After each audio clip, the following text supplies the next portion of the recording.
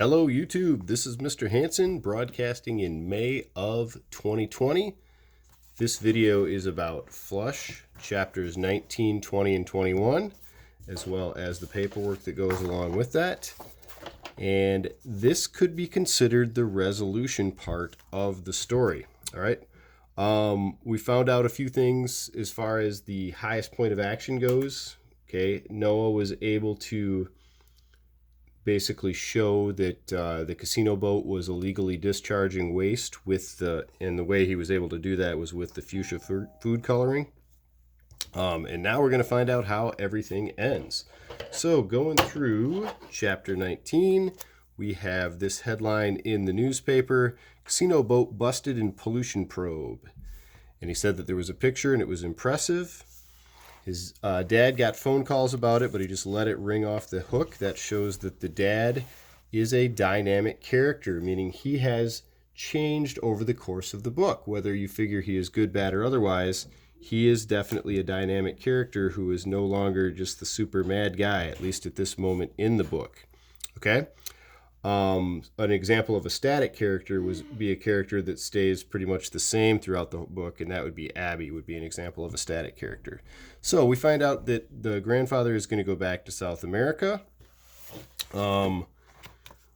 because the government thinks that he's dead, and that could be a problem if the emerald smugglers find him and things like that. Abby gets two earrings from the grandfather to be remembered by.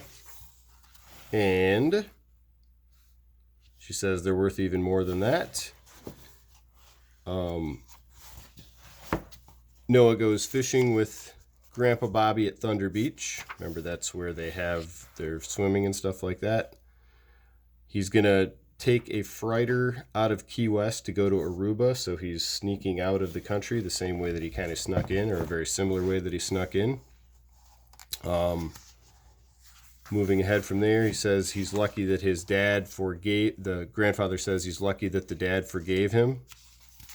And says, "You don't believe I'll ever be back, do you? I'm worried, that's all." That's what Noah says back to him. So this is kind of those two characters saying goodbye to each other. They catch a fish. And today the water looked perfect, the way it was a million years ago, before people started using the ocean as a latrine. A latrine is a bathroom, just so you're familiar with that. And that's kind of how that chapter ends. All right. Now, the dad in chapter 20, the dad receives $1,000 for tipping off the Coast Guard about the problem, even though he wasn't the one that tipped him off. It was actually Noah. Maybe that money can go towards paying back Dusty Muleman. And then we find out that there were some holes in the doors. How did these doors get there? Well, the dad punched holes in the doors because he was so mad about something. We're going to find out what he was mad about in just a moment. Says that the counseling probably helped him, but he still got mad about it. Then he finds out why he was mad. Dusty Muleman got fined only $10,000. That's not much of a penalty. That's how much Dusty Muleman makes in one night on the casino. Okay. As you read or listen to this further through, you find out that Dusty Muleman blackmailed the government's lawyers because they had a bachelor party on the boat and took pictures. And Lice Peking made a statement to try to help out Noah and his family, basically saying that when the boat went, that they were definitely illegally dumping. Luna went back to Morocco. Okay, Dusty paid him a bunch of money and sent him back there so that Luna wouldn't say anything. Shelly was definitely helping out with some things. And then the police officers show up to arrest the father. Why would that be? Well, we find out that there were that he's wearing the two casts on his hands, and he is being charged with burning down the Coral Queen. Yikes. So we find out the casino boat has burned down. This is our last chapter. We're going to find out a little bit more about this. There's fireworks on board. The first explosion took place at 3 a.m, and the whole boat burned down. the detective is assuming that maybe Payne is the guy. The lawyer shows up to help out Payne. Without evidence, you've got no case. If your fingers are barbecued, you're going straight to the slammer. And we find out that he was actually at the emergency room, treated for fractures, not burns, and it was 11:33 in the morning, yesterday morning, Lieutenant, meaning it could not possibly have been Payne who burned down the boat. Okay. As we go ahead further, we find out that after the Coral Queen was reopened at the party, Jasper Jr. and Bull snuck off to smoke some cigars. They ended up in a closet that has some boxes of fireworks. After Jasper lit the first cigar, he threw it, and that let off the fireworks, that ultimately burned down the Coral Queen. This is an interesting part right here, though, where they talk about a character and how characters are put together to make stories. Jasper is still a bad guy. Jasper Jr. wasted no time blaming the boat disaster on his best buddy, the guy who'd saved his life, because Bull is the one who actually saved him. At that point, Bull wisely terminated the friendship and offered a detailed statement to the fire department. So Bull told the fire department exactly what happened. Okay. It says, blah, blah, blah, blah. They found a lockbox that had $100,000 on it, meaning that Dusty Muleman was probably skimming profits, and the Native American tribe is not happy about that. The Internal Revenue Service, which collects taxes, will definitely be on his case about that. Okay. There's a letter from the grandfather that shows up in here. They go out to do some boating, and they find that the casino boat has sunk completely, and they name it Dusty's Hole for fun. Okay. The book actually ends with the family having some together time. Many things have been resolved. The casino boat is no more.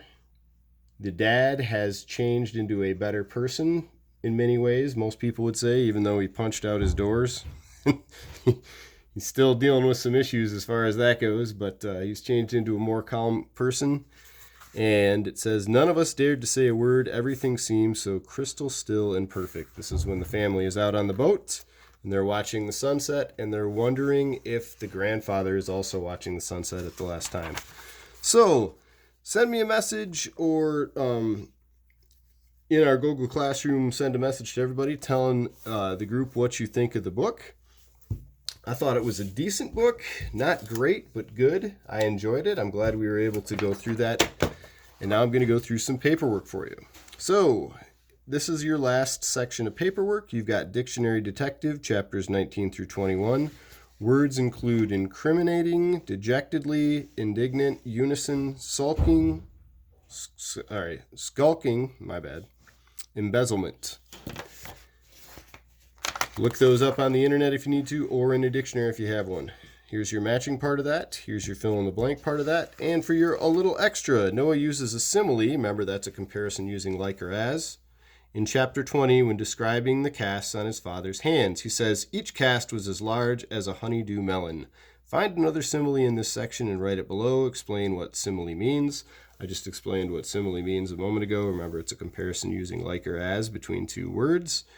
Don't feel like you have to find one from this section. If you noticed one, write it down. If not, you can just make up your own simile, because I know we don't have the hard copies of the books in many cases. Understanding the story, chapters 19 through 21, multiple choice. Who is really at fault for destroying the Coral Queen at the end of the novel? Noah's father, Grandpa Bobby, Jasper Muleman Jr., Lice Peking. We just talked about that.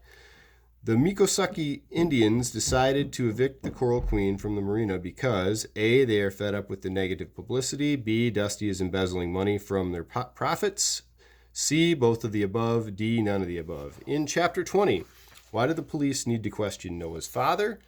Okay, consider that. Why would he be a suspect? Well, he did something bad to the boat earlier, right?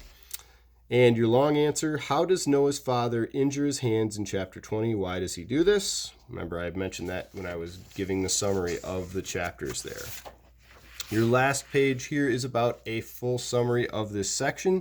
If you were to give a title to this section of the book, what would it be? See if you can give it a good title. What happens in these chapters? We've described that already. I described it in detail as I went page to page with some of the highlighted sections. What is your favorite part of this section of the book? If you were to ask me, I liked the part where the son, Jasper Jr., decided to try to blame the problem on Bull, even though Bull had just saved his life. That really showed how much of a jerk Jasper Jr. is. You can write down whatever was important to you, though, in that regard. What new words did you learn in these chapters? Write down any new words that you learned. And your last thing here, draw a picture of something you think represents these chapters. Think about something that was happening in these chapters that would make sense as far as that goes. I hope you enjoyed the book. Please make sure you get your IXL work done. We will have video conferencing next Tuesday and Thursday, or I should say this Tuesday and Thursday. And this will be our last week of school as far as school tasks are concerned. Please be safe. Please make sure that you are reading over the summer. Remember, you can read anything you want at any level you want, and it will help you out. Do not feel like you need to be restricted with what you are allowed to read. Okay, you are certainly capable of choosing what you want to read and then reading that. It will help you out. Write down new words that you come across. I hope you have an outstanding summer. I'll see a lot of you. Actually, I'll see all of you in 7th grade. I will be your 7th grade ELA teacher, and I'm looking forward to getting back to school. I hope that we are able to have class in person next year. So anyway, with that, I'm going to sign off. Have an outstanding summer. Try to read at least 4 novels and at least 4 books that relate to something informational that you're interested in. And again, have a great summer. I will see you soon. Take care. Goodbye.